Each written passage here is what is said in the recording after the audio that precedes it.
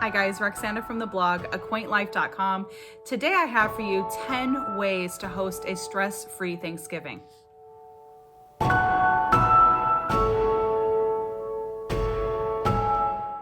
Thanksgiving is right around the corner. We're just a couple weeks out, and I wanted to give some of my best tips to you on hosting a stress-free dinner at your home. Now, if you've never hosted, of course, the idea of it is just completely stressful. It's one of the biggest dinners of the year, and it's also one of the very first dinners we homemakers try to take on as new moms or new homemakers, and we want to host in our home. And it becomes overwhelming, and if you don't have the right tools and steps and plan, right, because preparation is key to a lot of these things, it can be a disaster or just a very stressful event, and we don't want that.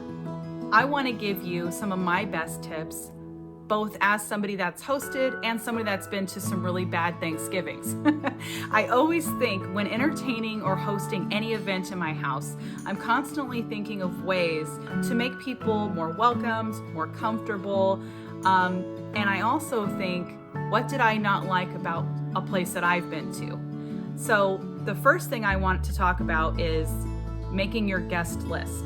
It's very important that you know how many people are coming to dinner so that you can then plan the menu. Now, of course, you're going to have probably family, but you need to account for everyone. And that kind of gets me into the next tip. But before we go on to that next tip, I just wanted to say that the very first thing that's important is to plan the guest list, because if you're one of these people that go and invite everybody, or you let somebody else invite someone, it kind of becomes a circus because you don't know how much food you're going to need.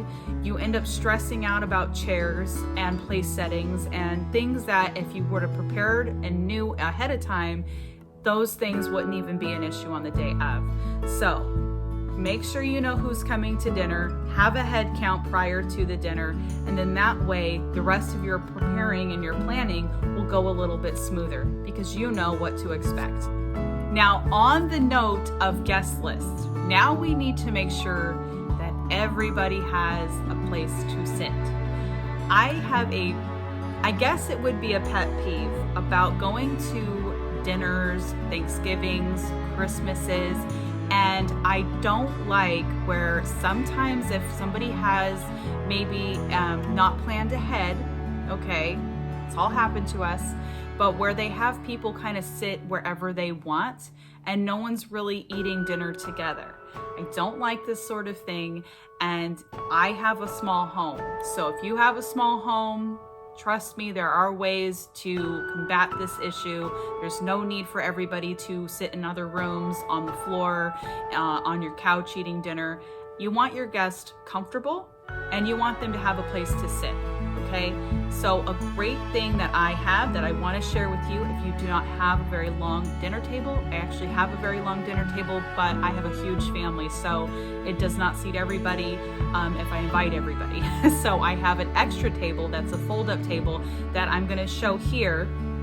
And this table is great for storing, it's great for popping up easy, it's sturdy, and it's not very pretty to look at, but it's inexpensive, it's sturdy, and you can cover it up with a pretty tablecloth and nobody knows the difference. It's great to have seats for everyone and to make sure that you have these things ahead of time. Do not stress out the day before trying to scramble for chairs at Walmart, because I have been there and that is no fun either. So make sure that you have your guest list, and now we have a place for everyone to sit.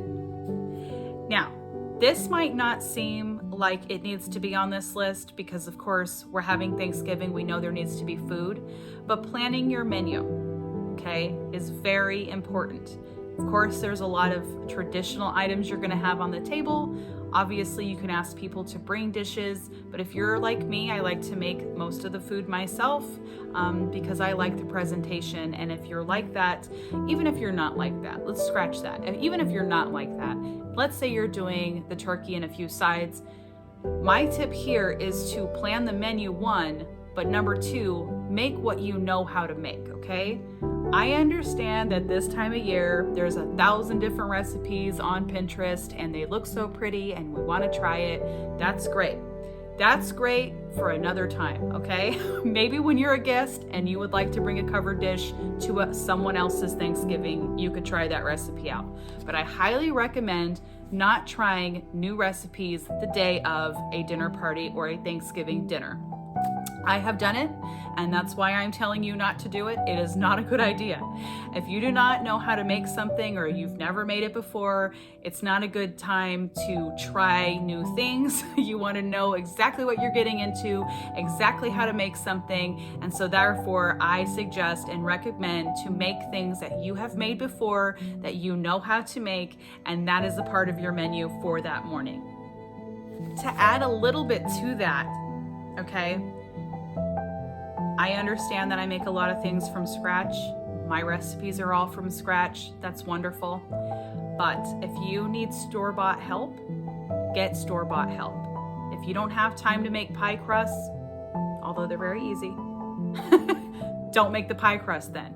Take help where you can get help and make what you know, but don't feel like everything needs to be from scratch, because again, this is a big dinner. You want this to be an at-ease situation. You do not want to be stressing out, and sometimes we can overdo it in these areas. So I suggest, if you need to buy cranberries in a can, just do it. Buy cranberries in a can. Do not overthink that, and keep your menu as simple as possible to help alleviate the pressure from you. Okay, so I just wanted to say that.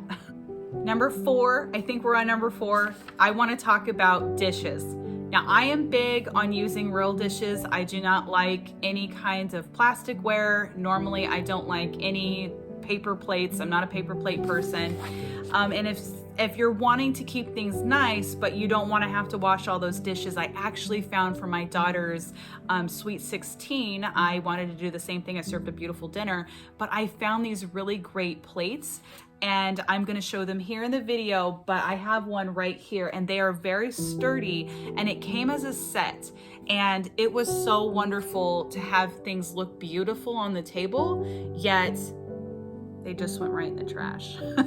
There was no washing. Now, I don't really like to do that with disposable plastics for the environment, but they do sell them, and if you're trying to keep things easy, I do recommend these in particular. I'll leave a link in the description below if you want to check them out, but they were great. They were sturdy. They held up to the tri-tip I made, and I just really appreciated having one less thing to do on such a huge event. So I wanted to talk about dishware and keeping things as simple as possible. Now, the second part of that, one of my biggest tips, it seems so simple, but I'm telling you, it's one of the best things I do as far as when I'm entertaining or having a dinner, or especially a Thanksgiving dinner, is I make sure that my dishwasher is completely cleared and ready for a new load of dishes before the party starts. And the reason I do that is because at the end of the night, when everybody's leaving, all you have to do is do a quick rinse of everything, pop it into the dishwasher, and it is the easiest, quickest cleanup possible, okay? I cannot stand when I open a dishwasher and it's loaded with stuff, so then you have to unload it and do the reload. It just makes things so much harder. So having that, being prepared, and making sure that dishwasher is completely empty before your party starts will definitely save you a lot of time for serveware, or if, you know, anything that you gotta wash at the end of the night, okay? Another thing that I think people do is they try to do all of the cleanup, all the cooking, and all the decorating on the same day. Now, this is just a recipe for disaster. You are going to have problems if this is you, okay? So I want you to avoid that with this tip. My suggestion is to deep clean 2 to 3 days prior to your actual event, and then that way you have the big jobs done, and it's all about just maintaining, cleaning up those toys, cleaning up anything little the day before, day of, and we're not having to do this big overhaul of the yard, of the kitchen, of anything, okay? So think ahead, 2 days before, even 3 days, do your deep cleaning. This leads me to my next tip, which is number 6. I think we're on number 6. is to set your table the day before the dinner, okay? I, for one, love the presentation of things. I love the food being beautiful on my display table. I love the table. I love everybody to have a beautiful place setting. I love a bouquet on the table. And I suggest to do this though the day before. Get all of the decorations, get the house ready for the dinner portion of the day the night before, because if you don't do this, you're going to be scrambling around between getting food prepared and then decorating, and it just takes the joy out of it. It takes the fun out of it. And again, we're trying to host the most simplest, stress-free Thanksgiving. That's what our list is today. So make things easy on yourself by preparing. Okay, that's the key. That's the underlying key here today is preparation. Okay, prepare. Day ahead, make that table. Going right behind that one is to have our outfit ready the day ahead.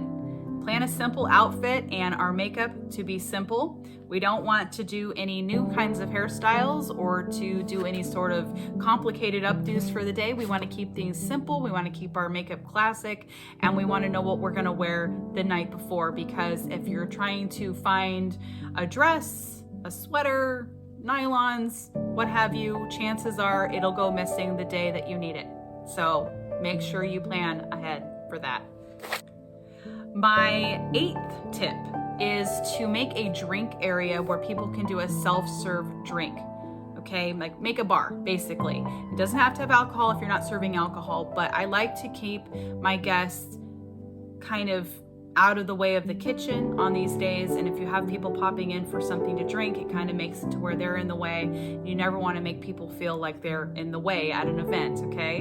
Or at a dinner or Thanksgiving especially. You don't want to be like, shoo, get out of here. And you want to make it as calm for yourself as possible. So to keep people out of the kitchen, out of popping in and out of that area of your home, set up a drink area maybe by the table or in your living room area if you have the room for it. And just make note, you can self-serve drink here, help yourself, and you can make it look very beautiful. There's lots of great ideas on Pinterest, and it's always fun for people to be able to just kind of come and go and grab their drinks.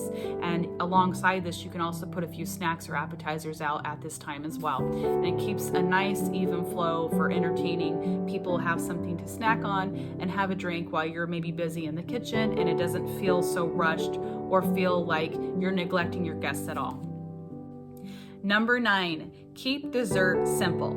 A great way to do this is to ask your guests to bring their most favorite dessert as their contribution to dinner, and it just becomes fun. Everybody kind of comes and brings their favorite dessert, and everyone gets to try each other's dessert. The other thing is to have a dessert contest. You can do this by announcing to your guests prior to your dinner that you will be doing a dessert contest and giving them the ingredients that they could use. Maybe it's a lemon theme. Maybe you're doing a blueberry theme. Maybe a pumpkin theme. And they have to make their best dessert item with that ingredient, and you can do judges, you could do a tasting, however you want to do that, but it makes it fun for your guests and it makes it easy, pressure off of you when it comes to the dessert aspect of the evening. And finally, number 10, pick one meat to serve, okay? I have done it myself again, so these are all things that I learned not to do that I'm sharing with you today. When I was first learning how to cook and first a homemaker and was first hosting Thanksgivings, I would try to accommodate everybody by having a few different meat choices along with all the sides. And sometimes I would ask people to bring sides and sometimes I wouldn't, but it really made it difficult when I tried to make a turkey, because we know that the turkey really does take a long time and it really takes up the whole oven. So when we have turkeys going or a roast with it, or we're trying to put a ham in there as well, it becomes a very stressful thing. So I would say, and I suggest highly, to just pick either a turkey, a ham, or a roast and leave it there. Don't try to make too many meat choices. It gets way too complicated. Okay, so that is 10 ways to host a very stress-free Thanksgiving this year. I hope my tips help you, and I hope you have a wonderful Thanksgiving. I'd love to hear from you on how it went, if you use some of these tips. If you like this video, please give it a thumbs up and also hit that subscribe button. Every single week, I bring new videos like this with from scratch cooking, natural home remedies, and a lot of homemaking. Thanks again for watching.